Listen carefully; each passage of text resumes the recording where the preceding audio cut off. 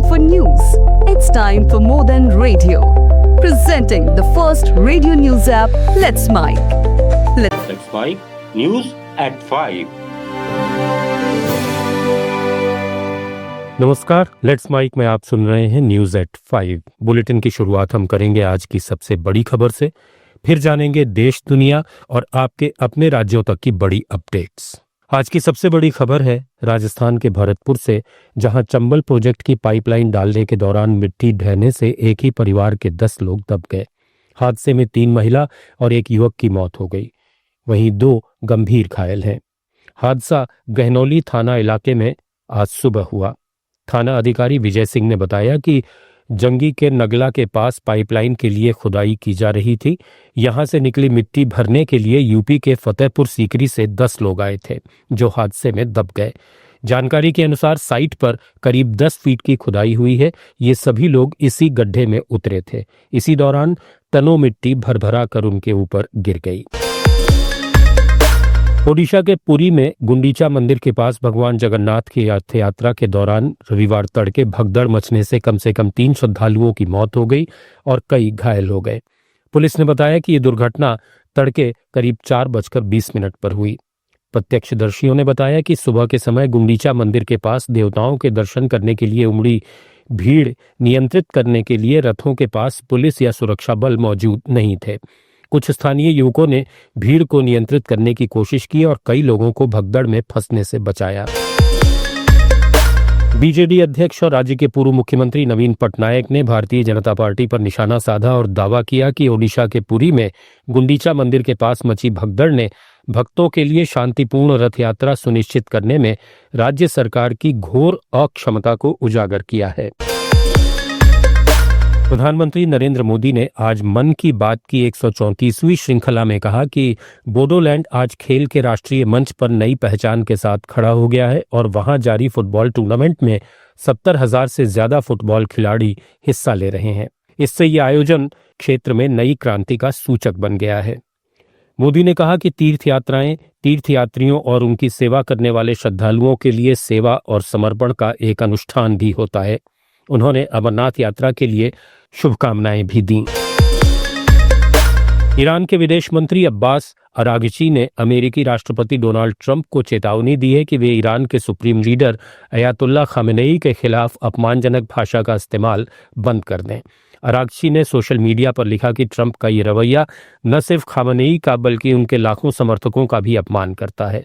Trump अगर Iran से कोई समझौता चाहते हैं तो उन्हें अपनी भाषा बदलनी होगी। अरागची का ये बयान ट्रंप के उस दावे के बाद आया जिसमें अमेरिकी राष्ट्रपति ने कहा था कि उन्होंने खामेनेई को मरने से बचाया, नहीं तो उनकी बहुत बुरी मौत होती।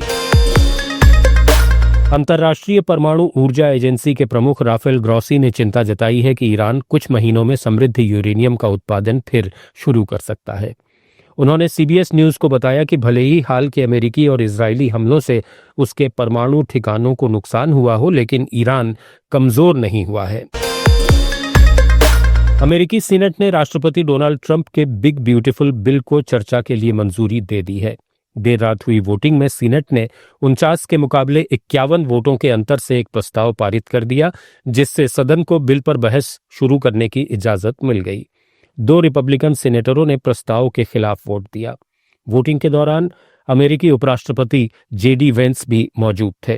ट्रंप टैक्स और खर्च में कटौती करने वाले इस बिल को 4 जुलाई से पहले पारित कराना चाहते हैं। इधर टेस्ला और स्पेसएक्स के सीईओ एलॉन मस्क ने ट्रंप के बिग ब्यूटीफुल बिल की एक बार फिर आलोचना की है। मस्क ने एक्स पर लिखा, ट्रंप का ये बिल अमेरिका में लाखों नौकरियां खत्म कर देगा और हमारे देश को बहुत बड़ा रणनीतिक नुकसान पहुंचाएगा। ये पूरी तरह से पागलपन भरा और विनाशकारी है। पाकिस्तान ने खैबर पख्तूनख्वा प्रांत के उत्तरी वजीरिस्तान जिले में सैन्य काफिले पर सुसाइड बम अटैक का आरोप भारत पर लगाया है। इसमें 13 सैनिकों की मौत हुई थी। भारत ने पाकिस्तान के आरोपों को खारिज कर दिया है। विदेश मंत्रालय के प्रवक्ता रणधीर जायसवाल ने एक्स पर कहा कि हमने पाकिस्तानी सेना का एक ऑफिशियल बयान देखा है जिसमें 28 जून को वजीरिस्तान पर हुए हमले के लिए भारत को दोषी ठहराया गया है। हम इस बयान को पूरी अवमानना के साथ खारिज करते हैं जो इसी के लायक है। अहमदाबाद में 12 जून को हुए एयर इंडिया विमान हादसे की जांच सभी पहलुओं से की जा रही है, जिसमें साजिश की संभावना को भी खंगाला जा रहा है। ये जानकारी केंद्रीय नागरिक उड्डयन राज्य मंत्री मुरलीधर मोहोल ने दी है। उन्होंने कहा कि विमान दुर्घटना जांच ब्यूरो इस मामले की पूरी जांच कर रहा है। ब्लैक बॉक्स भारत में है, उसे बाहर नहीं भेजा जाएगा। केंद्रीय मंत्री मोहोल पुणे में एक कॉन्क्लेव में बात कर रहे थे। देश के ज्यादातर हिस्सों में मानसूनी बारिश जारी है। उत्तराखंड में भारी बारिश है, जहां चारधाम यात्रा अगले 24 घंटे के लिए रोक दी गई है। यात्रियों को हरिद्वार, ऋषिकेश, श्रीनगर, रुद्रप्रयाग, सोनप्रयाग और विकास नगर में ही रुकने के आदेश दिए गए हैं। उत्तराकाशी में यमुनोत्री मार्ग पर बादल फटने से निर्माणाधीन होटल में काम करने वाले 8 से 9 मजदूर लापता हैं। यहां बागेश्वर में सरयू नदी ने खतरे का निशान पार कर लिया है। अलकनंदा और सरस्वती भी खतरे के निशान से ऊपर बह रही हैं। भोपाल के ऐशबाग क्षेत्र में 90 डिग्री मोड़ वाले रेलवे ओवरब्रिज के निर्माण में गंभीर लापरवाही के मामले में मुख्यमंत्री डॉक्टर मोहन यादव ने लोक निर्माण विभाग के 7 इंजीनियर्स को सस्पेंड करने के निर्देश दिए हैं। साथ ही एक रिटायर्ड सुपरिंटेंडेंट इंजीनियर के खिलाफ विभागीय जांच के आदेश भी दिए गए हैं। अयोध्या में भगवान रामलला के लिए सोने के झूले तैयार कराए जा रहे हैं। मुंबई के कारीगर 5-5 किलो का 2 झूला तैयार करने में जुटे हैं। इन झूलों पर हीरे, पन्ना, माणिक और अन्य रत्न भी जड़े जाएंगे। इस पर करीब 5 करोड़ रुपए खर्च होंगे। अयोध्या में झूला उत्सव की शुरुआत 26 जुलाई से होनी है और इससे पहले झूले तैयार होकर अयोध्या पहुंच जाएंगे। सुप्रीम कोर्ट के चीफ जस्टिस बी.आर. गवई ने कहा कि आर्टिकल 370 बाबा साहेब डॉक्टर भीमराव अंबेडकर के देश के लिए एक संविधान की सोच के खिलाफ था। अंबेडकर ने देश को एकजुट रखने के लिए एक संविधान की पैरोकारी की थी। उन्होंने कभी किसी राज्य के लिए अलग संविधान के विचार का समर्थन नहीं किया। गवई ने कहा कि जम्मू कश्मीर को विशेष दर्जा देने वाले अनुच्छेद 370 को हटाने के केंद्र के फैसले को बरकरार रखते हुए सुप्रीम कोर्ट ने एक संविधान के तहत अखंड भारत के अंबेडकर के दृष्टिकोण से प्रेरणा ली। चीफ जस्टिस महाराष्ट्र के नागपुर में संविधान प्रस्तावना पार्क के उद्घाटन के मौके पर बोल रहे थे। कोलकाता की लॉ छात्रा से गैंगरेप मामले में सीसीटीवी फुटेज से गैंगरेप की पुष्टि हुई है। जांच अधिकारी ने बताया कि सीसीटीवी में पीड़ित छात्रा को गार्ड के कमरे में जबरदस्ती ले जाने की घटना कैद हुई है। इससे छात्रा की लिखित शिकायत में लगाए गए आरोपों की पुष्टि होती है। जिस गार्ड के कमरे में रेप हुआ था उसे गिरफ्तार कर लिया गया है। पुलिस ने बताया कि मामले में अब तक कुल 4 गिरफ्तारियां हो चुकी हैं। टीएमसी नेता महुआ मोइत्रा ने एक्स पर लिखा कि भारत में महिलाओं के प्रति नफरत किसी एक पार्टी तक सीमित नहीं है। टीएमसी इन घृणित टिप्पणियों की निंदा करती है, चाहे वो कोई भी करे। मोइत्रा ने टीएमसी के आधिकारिक एक्स हैंडल से एक पोस्ट भी शेयर की जिसमें सांसद बनर्जी और विधायक मित्रा की टिप्पणियों की निंदा की गई थी। पार्टी ने स्पष्ट किया कि ये टिप्पणियां उनके व्यक्तिगत विचार थे और इनका पार्टी से कोई लेना देना नहीं है। मध्य प्रदेश के सीएम मोहन यादव के काफिले की गाड़ियों में मिलावटी डीजल मिलने के मामले ने तूल पकड़ लिया है। घटना ने सरकार में हड़कंप मचा दिया है और ईंधन की गुणवत्ता के मानकों पर गंभीर सवाल उठाए हैं। खाद्य और नागरिक आपूर्ति विभाग ने अब पूरे प्रदेश में जांच शुरू कर दी है। आपको बता दें कि 26 जून को रतलाम के दोसी गांव में बीपीसीएल के शक्ति फ्यूल पॉइंट पेट्रोल पंप से मुख्यमंत्री मोहन यादव के काफिले के लिए कई वाहनों में डीजल भरवाया गया था। ईंधन भरने के तुरंत बाद काफिले के सभी वाहन खराब हो गए थे। कांग्रेस नेता और लोकसभा में नेता प्रतिपक्ष राहुल गांधी ने बयान दिया था कि बीजेपी आरएसएस संविधान के बजाय मनुस्मृति चाहते हैं। इस बयान पर जब बीजेपी ने सवाल उठाए तो कांग्रेस सांसद शशि थरूर ने कहा कि रायबरेली सांसद ने इसलिए ऐसा कहा क्योंकि संविधान को अपनाने के समय इसकी आलोचना की गई थी। थरूर ने कहा कि ऐतिहासिक रूप से राहुल गांधी इस तथ्य का जिक्र कर रहे हैं कि संविधान को अपनाने के समय ये आलोचना व्यक्त की गई थी। उस समय आरएसएस प्रमुख गोलवरकर ने अन्य लोगों के साथ कहा था कि संविधान की सबसे बड़ी खामियों में से एक ये है कि इसमें मनुस्मृति का कुछ भी नहीं है। तमिलनाडु के मुख्यमंत्री एमके स्टालिन ने विधानसभा चुनाव की तैयारी में जुटने का औपचारिक ऐलान कर दिया है। तिरुपत्तूर में एक रैली में उन्होंने कार्यकर्ताओं से डीएमके की मेंबरशिप ड्राइव मजबूत करने की अपील की। केंद्र पर निशाना साधते हुए उन्होंने कहा कि बीजेपी धर्म और जाति के नाम पर तमिलनाडु के लोगों को बांटने की कोशिश कर रही है। जब बीजेपी खुद ऐसा करने में नाकाम रही तो उसने अन्ना डीएमके से गठबंधन किया। असम के मुख्यमंत्री हेमंता बिस्वा शर्मा ने लखीमपुर में अवैध रूप से रह रहे 400-500 संदिग्ध बांग्लादेशी मूल के लोगों को 4 दिन का अल्टीमेटम दिया है। लखीमपुर में एक जनसभा में उन्होंने चेतावनी दी कि ये लोग घर खाली करें वरना बुलडोजर कार्रवाई होगी। आधार कार्ड और जन्म प्रमाण पत्र के नियम और सख्त करने की घोषणा सरकार पहले ही कर चुकी है। राजस्थान में जैसलमेर के तनोट लोंगोवाला मार्ग पर सीमा से लगे क्षेत्र में 2 पाकिस्तानी नागरिकों के शव मिले हैं। पुलिस ने बताया कि सादेवाला सीमा क्षेत्र में सुबह सीमा से करीब 12 किलोमीटर अंदर भारतीय क्षेत्र में एक युवक और एक युवती के शव मिलने की सूचना मिलते ही पुलिस और बीएसएफ मौके पर पहुंचे। दोनों पाकिस्तान के नागरिक बताए जा रहे हैं।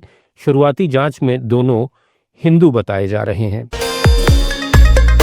पुडुचेरी में बीजेपी के 3 विधायकों के वेंकटेशन, बीपी रामलिंगम और आरबी अशोक बाबू ने विधायकी छोड़ दी है। विधानसभा अध्यक्ष एम्बलम आर सेल्वम ने इनके इस्तीफे स्वीकार कर लिए हैं। कयास है कि यह फैसला बीजेपी के बड़े नेताओं ने लिया ताकि विधानसभा चुनाव से पहले पार्टी में नए चेहरों को आगे लाया जाए। पुडुचेरी में बीजेपी और एआईएनआरसी की गठबंधन सरकार है। Andaman Nicobar state cooperative bank के 2 अधिकारियों को श्री विजयापुरम में एक लोन अनियमितता घोटाले में गिरफ्तार किया गया। पुलिस जांच में पता चला कि ये अधिकारी गलत तरीके से लोन बांटने में शामिल थे। इससे पहले भी इस मामले में कई गिरफ्तारियां हो चुकी हैं। मणिपुर के इम्फाल ईस्ट जिले में पुलिस ने प्रतिबंधित संगठन प्रीपैक के 2 उग्रवादियों को गिरफ्तार किया। इनके पास से एक पिस्तौल, हथगोले और गोला बारूद बरामद हुए। उग्रवादियों ने खुलासा किया कि वे एक बड़े हमले की योजना बना रहे थे। पुलिस ने कालिका की तलहटी में भी एक और तलाशी अभियान में हथियारों का जखीरा जब्त किया है। सिक्किम डेमोक्रेटिक फ्रंट के नेता और पूर्व मुख्यमंत्री पवन कुमार चामलिंग ने सत्तारूढ़ सिक्किम क्रांतिकारी मोर्चा पर भ्रष्टाचार का आरोप लगाया है। राजधानी गंगटोक में एक रैली में उन्होंने दावा किया कि राज्य का 70% बजट भ्रष्टाचार में जा रहा है। नशीली दवाओं की तस्करी में सरकारी अधिकारियों की मिलीभगत है। चामलिंग ने कल्याणकारी योजनाओं में अनियमितताओं पर पारदर्शी तरीके से तत्काल कार्रवाई की मांग की है।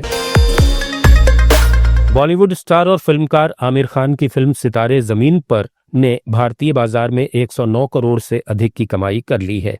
ये फिल्म 20 जून को रिलीज हुई है। इसे आमिर की पिछली फिल्म तारे जमीन पर का स्पिरिचुअल सीक्वल कहा जा रहा है। तो न्यूज एट 5 में फिलहाल इतना ही। बने रहिए लेट्स माइक के साथ। It's time for news. It's time for more than radio. Presenting the first radio news app, Let's Mic. Let's Mic, a news-based app on your phone where you get to watch and listen news, talk shows, interviews, radio show podcasts. On Let's Mic, you get all relevant information of TV, print, radio, podcast, and digital. Let's Mic talks about every segment of life.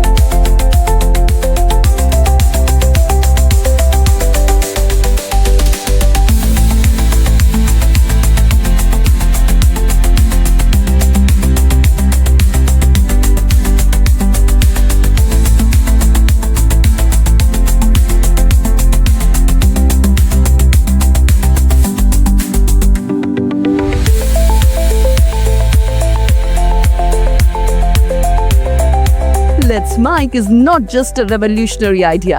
Download the app now from Play Store. Available both on Android and iOS mobile phones. Follow us on YouTube, Instagram, Twitter, LinkedIn, Facebook, Telegram, WhatsApp, Snapchat. Let's talk, let's connect and let's Mic. आप सुन रहे थे Let's Mic, More Than Radio. Follow कीजिए हमें हमारे social media platforms पर। It's time for news. It's time for More Than Radio. Presenting the first radio news app, Let's Mic. Let's Mic, a news-based app on your phone where you get to watch and listen news, talk shows, interviews, radio show podcasts. On Let's Mic, you get all relevant information of TV, print, radio, podcast, and digital.